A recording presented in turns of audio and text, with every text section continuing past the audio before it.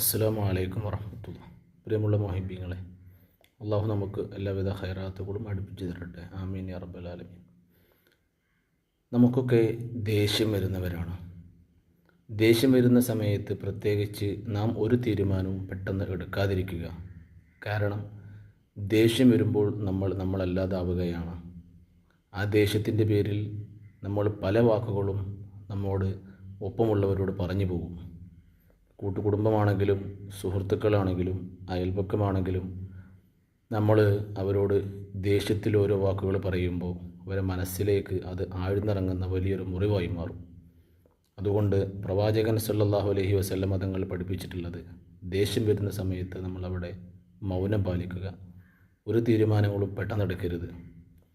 കാരണം ആ ദേഷ്യം വരുന്ന സമയത്ത് നമ്മൾ പറഞ്ഞ പല വാക്കുകളും അവർക്ക് മുറിവായിട്ടുണ്ടെങ്കിലും പിന്നീട് അവരോട് നമ്മൾ പോയി അത് എൻ്റെ വക്കിൽ നിന്ന് അറിയാതെ പറ്റിപ്പോയതാണ്, ഞാൻ സമയത്ത് ദേഷ്യം വന്നപ്പോൾ അറിയാതെ പറഞ്ഞതാണ് എന്നൊക്കെ പറഞ്ഞ് അവരോട് ക്ഷമ പറയുന്നതിനേക്കാൾ ഏറ്റവും നല്ലത് ആ ദേഷ്യം വരുന്ന സമയത്ത് ആരെയും വേദനിപ്പിക്കാതെ ആരെയും മുറിവേൽപ്പിക്കാത്ത സംസാരം നമ്മൾ നടത്തുകയാണ് എന്നുണ്ടെങ്കിൽ അതാണ് ഏറ്റവും ഹൈർ. അതുകൊണ്ട് ദേഷ്യം വരുന്ന സമയത്ത് നമ്മൾ ആരോടും കയർത്ത് സംസാരിക്കാതെ മൗനം പാലിക്കുക. മൻ സഖത നജ എന്ന് റസൂലുള്ളാഹി സ്വല്ലല്ലാഹു അലൈഹി വസല്ലം തങ്ങളുടെ ഹദീസിലുണ്ട്. മിണ്ടാതിരുന്നവൻ രക്ഷപ്പെട്ടു എന്ന്. ആ കാര്യം നമ്മളെല്ലാവരും പ്രത്യേകമായി ശ്രദ്ധിക്കുക.